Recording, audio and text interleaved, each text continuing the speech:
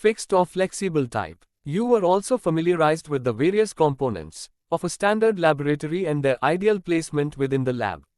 The kinds of facilities like water, gas and electricity needed for a lab were also explained to you. In addition to this, you learned that the main laboratories usually have adjacent rooms or rooms close by called preparation rooms and stores which function to provide service to these main laboratories, and so these are built according to the type of laboratory and their specific requirements.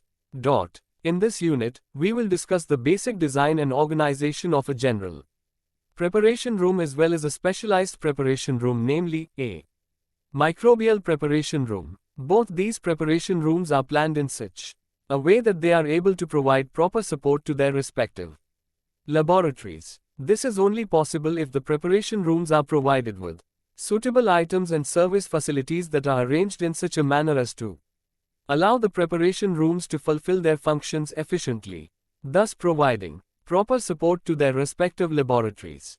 Stores cannot be considered in isolation, since the design of the laboratory and the store are interrelated. In this unit, we will also discuss the basic principles of the design of stores as well as typical ways of providing storage. You should bear in mind that the material in this unit inevitably has implications for other units dealing with the general subject of laboratory organization. An important paragraph is included on the special problems encountered when storing particular items such as solvents, museum specimens and plants. Expected learning outcomes. After studying this unit, you should be able to explain the interrelationship between the laboratory and the stores. Explain the need for a standard preparation room, a specialized preparation room such as a microbial preparation room, and a store in relation to the laboratories they service.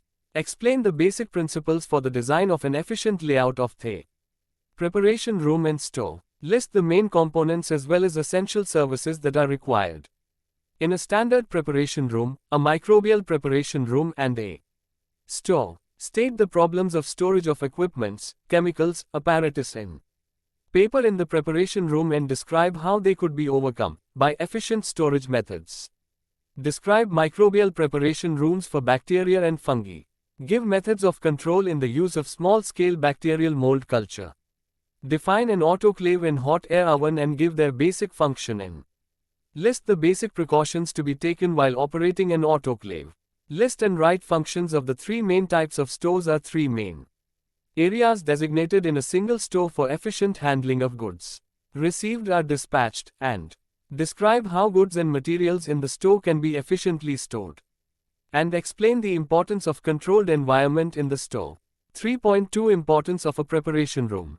Most of you may have some experience of working at a private lab or at an education lab at school, college or university level. If so, then you may be able to recall that the main laboratories usually have an adjacent room or a room close by called the preparation room that serves both as an extension of the main lab as well as provides service to it.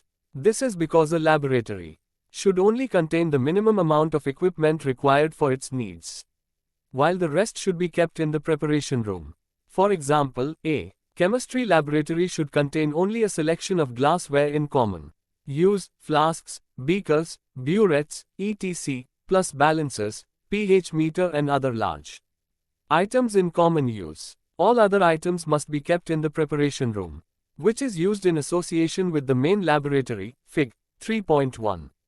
In most schools and in some industrial research sector, however, an area in the laboratory itself is designated as the preparation work area in which some preparation work is conducted. In other instances, also usually at school level, a single room may be used both as preparation room and store.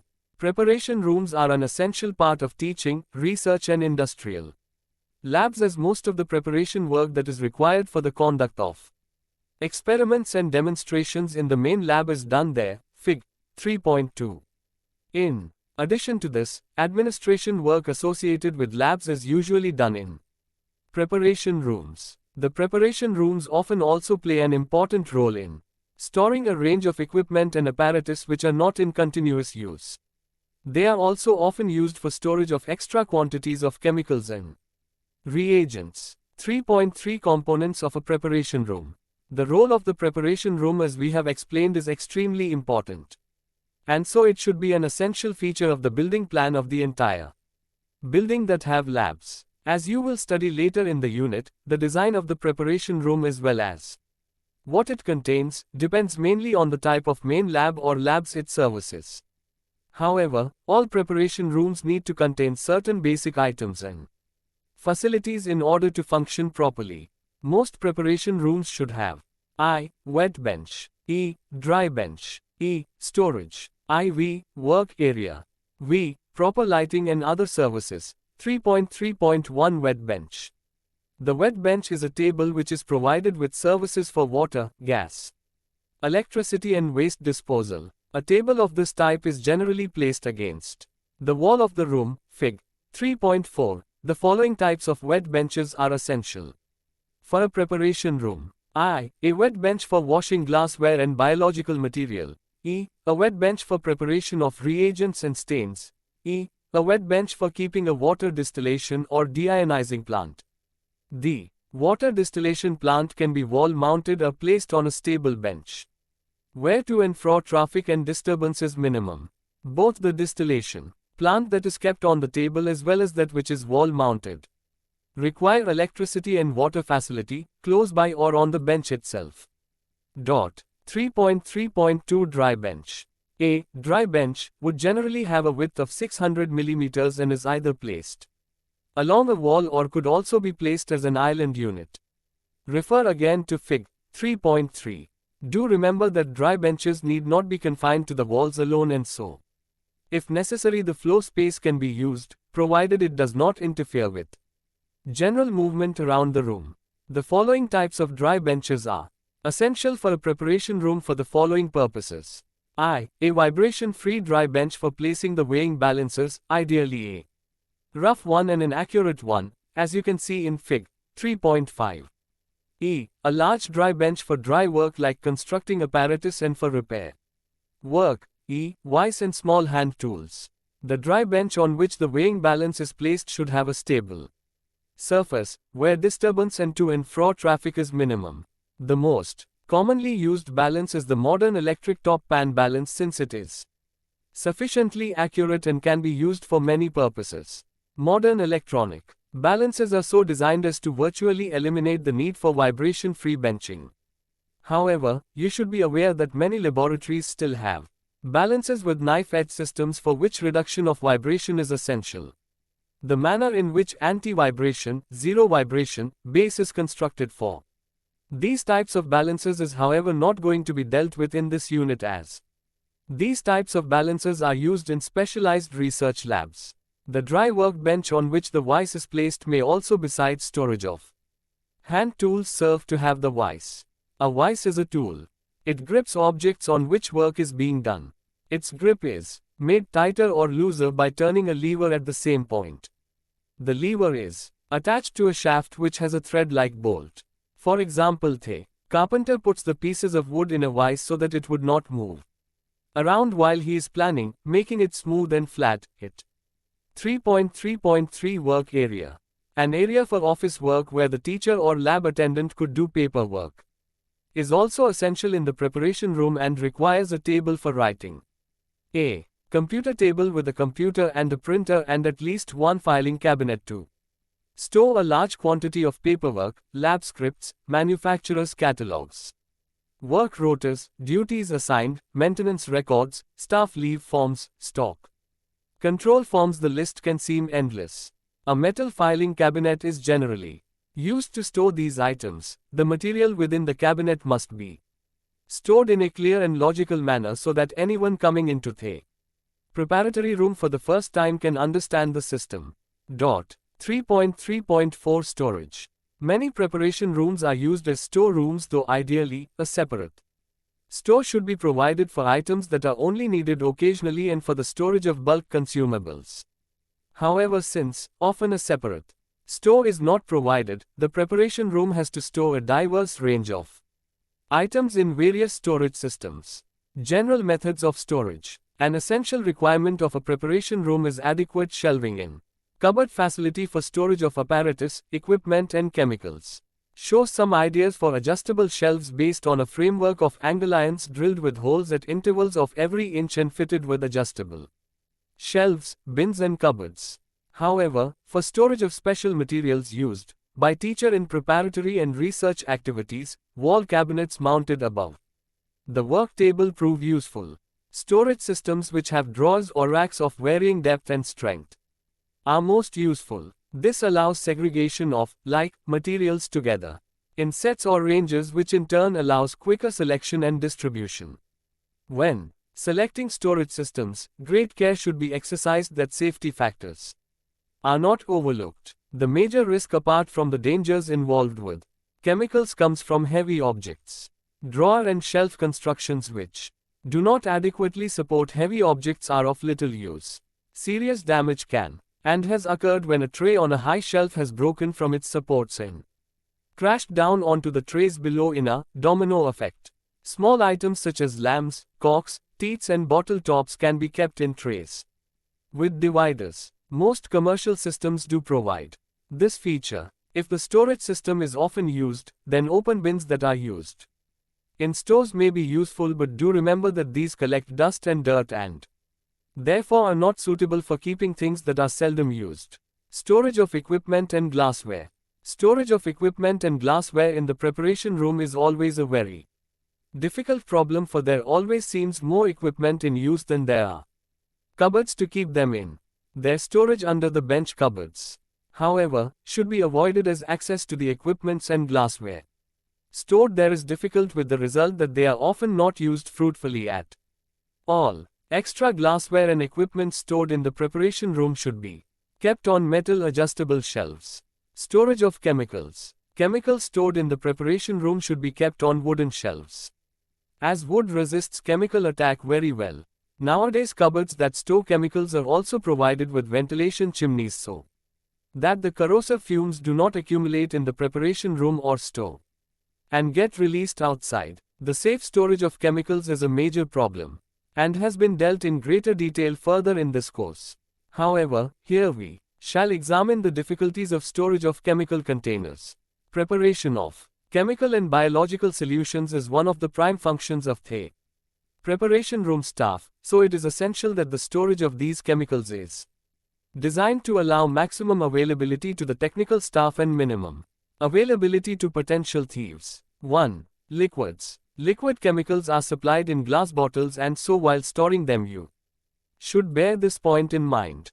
Most glass Winchester bottles, i.e. those which hold 2 or 2.5 liters, should be stored at a fairly low level, slightly above the floor. Shelves provided with a raised lip in front are very useful, as this prevents bottles overlapping the edge of a shelf and running the risk of being knocked off. Flammable solvents may be kept in cabinets which are designed to minimize the risk of fire spread, or preferably in a solvent store. 2. Containers of solid chemicals. The largest of the laboratory chemical containers holds 3 kg. These should also be kept at a low level to avoid people stretching to reach the chemicals or from having to use steps to attain the right height to reach the required shelf. 3. Small bottles of chemicals and stains. Bottles holding quantities of less than 25 grams present their own problems as far as storage is concerned. If they are kept with the routine sizes, they will become hidden behind larger bottles and subsequently become lost. Drawer. Units with dividers are one way to overcome this problem. Chemicals in each division can be stored alphabetically to facilitate the search. 4. Refrigerated samples. Samples requiring refrigeration either at 4C or in a deep freeze condition can also be subdivided. Polythene sandwich boxes are most useful here. They allow removal of a group of samples without letting the rest of the samples warm up. 5. Dispensed solutions. The most difficult storage problems, however, is that of solutions which have been made up ready for use and are waiting in the preparation rooms, or which are to be kept for future occasions.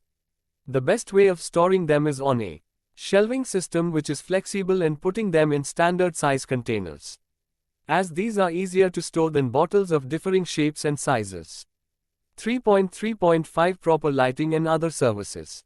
Proper lighting both in the preparation area and main laboratory is essential for safe and effective operations. Strip lights are most commonly found in these areas, and their placing is important if shadows are not to be thrown on the workspace. Various recommendations are given in technical journals as to the amount of light which should be available.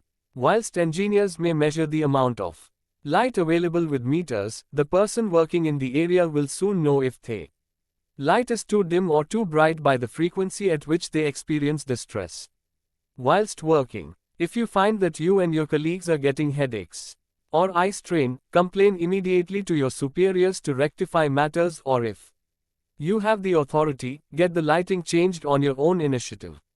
The range of services, like freely available water, gas and electricity and efficient drainage and disposal system which are available in the lab, refer to Unit 2 where services have been explained at length, are also essential for a preparation room. These services can be extended from the lab through the walls into the preparation room. 3.4 Access to the preparation room. It is essential that access to the preparation room is restricted, as the preparation room will contain expensive and dangerous materials and also costly equipment. Doors that lead from labs or the corridors to the preparation room are usually fitted with door closures in order to comply with fire regulation. Doors are often installed to prevent the spread of smoke in case of fire. In order to further restrict access to the preparation room, a locking system is also installed which can only be operated by authorized key holders. 3.5 Workflow in the preparation room. The most important principle when considering any design for a preparation room is to consider aspect of the workflow through the area. To understand this, the operation or function of the preparation room should be examined and the components of such an operation should be identified. This is done by procuring advance information about the planned experiments and demonstrations. These should be displayed in a place which is readily accessible for checking when starting the work. Clean glassware and chemicals will be required. When solutions have been prepared, stock bottles will be needed together with trolleys or trays of equipment. The returning trolleys will have dirty glassware and leftover chemicals which require attention. An area will be required for glassware cleaning, and finally this cleaned glassware will again be required to restart the laboratory exercise. 3.6 Microbiological Preparation Room. The microbiological preparation room is very different from the usual preparation rooms, since an important and most fundamental part of microbiological preparation is sterilization of microbiological material, glassware and other apparatus, towards which such a room is clearly geared.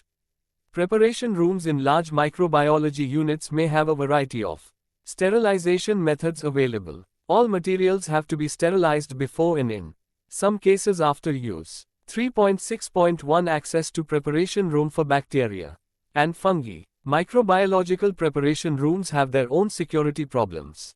The culture of microorganisms concentrates the cells to huge numbers compared with the numbers found under normal working circumstances. It is therefore most important that cultures are kept in restricted areas. Most educational and industrial laboratories are unlikely to have highly dangerous organisms. Although some of the less dangerous bacteria can also often give rise to unpleasant symptoms if contamination is in excess. The best method to prevent spread of potentially infective material from the microbiological preparation rooms is to ensure that access to it is restricted to a few. It is essential that all staff that have access to the contaminated areas are vigilant and are aware of their responsibilities. When cultures are provided for examination, they must be fixed prior to use. 3.6.2 Sterilizing equipment. The standard sterilizing apparatus that are used in the microbiological preparation rooms are autoclaves and hot air oven. Autoclave. An autoclave is a large version of the domestic pressure cooker. It has controllable pressure and temperature facilities and may be used to sterilize media used for microbial culture, glassware, instruments, equipment and other items. It is also used to sterilize waste material before disposal. Normal operation conditions for autoclaves are 121 C at 15 psi for 20 minutes. Autoclaves generate a large amount of heat and steam and often also in hot air oven. Hot air ovens in addition to autoclaves are also used for sterilization. These are used for dry sterilization and work at temperatures of 160 C, giving rise to the problem of additional heat in the room. Dry sterilization methods are suitable for pipettes and other glassware not containing liquids. 3.6.3 Preparation area.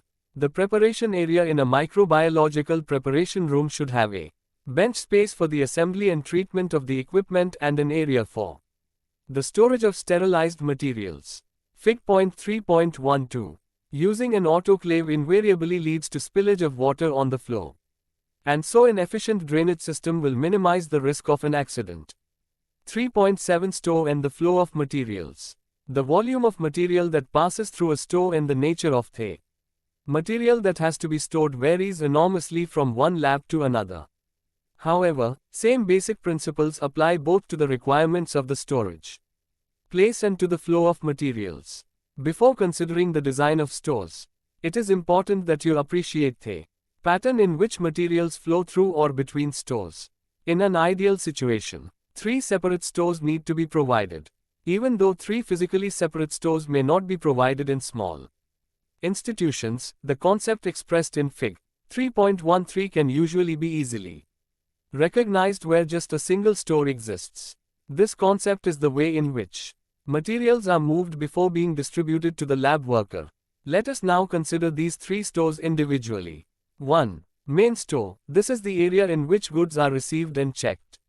They are then either unpacked for immediate use, in which case they will be moved directly to the laboratory or to the work store, or they are repacked and moved to the bulk store. 2. Bulk store. As its name implies, this is the store, or the area within a single store, in which materials are held for some time. Typically, unopened cases of glassware or chemicals are stored here for future use. 3. Work store. From this store materials will be drawn for day-to-day use, e.g., working solutions for chemistry work. 3.8 Arrangement of stores. The present section deals with the basic principles involved in the design of stores. The design of stores, as you will study in this section, are based on the kind of materials that have to be stored. In this section our focus will be on principles involved in the design rather than on constructional diagrams of stores. Once you become aware about the basic principles that should be considered while designing a store, you would be able to apply these principles to new or old stores under your supervision. 3.8.1 Environmental considerations. 2 important points that we should bear in mind while designing a store are that 1. Many items will deteriorate if stored under wrong conditions, such as extremes of temperature and dampness. 2. Hazards to health must be prevented, and so proper safety features should be installed and adopted. Dangerous materials should ideally be stored away from the main building in a special store. It should be kept in mind that though the location of the store within the structure of the main building as well as its physical dimensions are important, however, the most important aspect of the store is its environment, which is determined by the 4 main factors. 1. Ventilation. 2. Humidity. 3. Temperature. 4. Lighting. Ventilation is required to maintain the clean air inside the store and to prevent humidity and dampness, which would adversely affect the material stored in old stores. The ventilation in the store should be adequate enough to control the temperature in the store, and so should be such that it provides sufficient warmth in winter and keeps the store cool in summer. In case the natural ventilation is inadequate, some form of air conditioning will be required. Another environmental factor that is often ill-considered is lighting.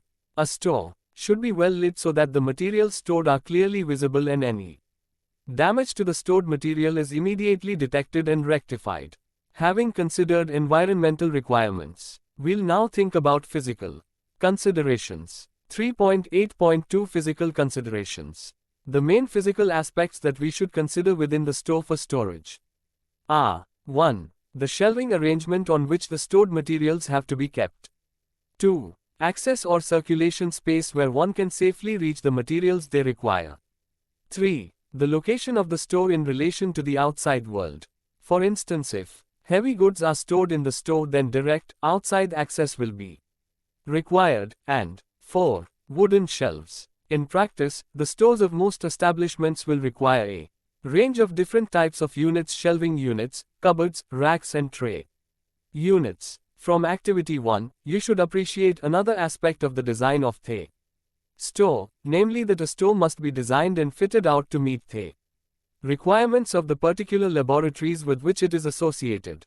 2. Layout of store. The layout of a store can be planned and arranged in several ways. However, the best layout or arrangement for your store would be the one that meets your requirements. In nearly all research establishments, the space provided for a store is usually inadequate. However, despite this constraint, you should design your store in such a manner that it allows easy access and at the same time provides adequate or maximum storage. Looking at this layout, it must be obvious to you that a considerable amount of space has been used and wasted in order to ensure easy access to the stored material. This store space could have been better utilized by having mobile storage units on wheels that could run on a trackway. The mobile units could then be rolled and kept together most of the time. However, when necessary or when access is required, these units could be moved apart. You should keep in mind that the space required for access is not just for staff to walk between units but may also be needed for trolleys. 3.9 Flexibility of store design. Before proceeding further, you should appreciate two factors which were not specifically identified and which certainly cannot be ignored. 1. For a given space to be used as a store, more than one design could meet the requirements of the user. Each design will have its own merits or faults, and each will have to be justified on its merits. 2. As factors change with different patterns of usage, the demand on the store will change. It is important that changes can be accommodated with the minimum of inconvenience. There is only one way in which this can be achieved, and that is to incorporate as much flexibility as possible. Flexibility can be enhanced in many ways at little or no extra cost. Some examples are as follows. 1. Where possible, use freestanding storage units. 2. Use units which allow for easy repositioning of shelves, or use units where shelves can be replaced by trays or bins. 3. Avoid fixing units to walls and floors. 3.10 Safety provisions. In addition to the design of the store, several other factors relating to safety must be considered if you are involved in commissioning a new store or are using an existing store. These factors are as follows. 1. Firefighting equipment. This should be housed outside the store. 2. Smoking. No smoking signs must be prominently displayed. 3. Type of furnishings. The materials used in the store for shelves, etc., must be non-combustible. 4. Access. Only authorized staff should be allowed to have access to the store. 5. Transferring liquids. Liquids must not be poured from one container to another in the store. This activity should be performed elsewhere. 6. Alcohol. A locked cupboard must be provided for duty-free alcohol. This cupboard can only be used for this purpose. A lockable cage would suffice and also provide ventilation. 7. Regulations and legislation. It is more or less certain that one or more sets or regulations enacted under an Act of Parliament may apply to your external store. Advice must be sought from competent authority, safety officer at the design stage of a store in case of the following reasons. I. Regarding any regulations that may apply to the materials that may be stored. E. If you take over responsibility for such a store, or if the function of the store changes. 3.11 Labels. A cautionary note. Bottles of chemicals stored in an external store, where they might remain for some time, will eventually lose their labels. In practice, this can happen in quite a short time. This can be prevented by painting over the label and for about 1 centimeter around it with molten paraffin wax. This is a quick and simple process and can save much time. Remember, do not do this inside the store itself but do it elsewhere so that there is no danger of explosion in the store. 3.12 Metal chest solvent stores. Some authorities and institutions provide a metal chest to store solvents, with the intention of allowing dangerous solvents to be stored within a main building. Our recommendation is that you do not store solvents in this way. Warning: metal chest solvent stores are potentially dangerous due to lack of ventilation within the chest. which can cause the concentration of explosive mixtures of fumes. 3.13 Summary. In this unit you have learned that preparation rooms and stores should be an essential feature of the main lab of educational, school, college, university, research, industrial or private institutions. The preparation rooms are usually close or adjacent to the main labs to which they provide service. The main role of the preparation room is to store, but not in such bulk as in a store, extra glassware, chemicals, reagents and a range of equipment which are not in continuous use, and also to provide an area for administrative paperwork associated with the lab and preparation room. In most preparation rooms, especially those associated with educational labs, some preparation work like preparing solutions, cleaning glassware, etc., is done prior to the experiment or demonstration to be conducted in the main lab. A standard preparation room should have I. A wet bench, E. A dry bench, E. Water distillation plant, IV. Balancers, V. Adequate storage systems for chemicals, stains and paperwork, V. Vice and small tools, V. Adequate gas supply and electrical outlets, V. Area for preparation work and X. Office area for paperwork. Access to the preparation room needs to be limited due to the dangerous and/or expensive chemicals and equipment housed there. Preparation rooms are planned and built in accordance to the laboratories they serve, and so provision for lighting, storage as well as for services like gas, electricity and water is made according to the need of the labs. Microbiological preparation rooms contain special sterilizing apparatus like autoclaves and/or hot air ovens, since an important function of such rooms is sterilization. This is because microbiological studies require all materials to be sterilized before and in some case after use.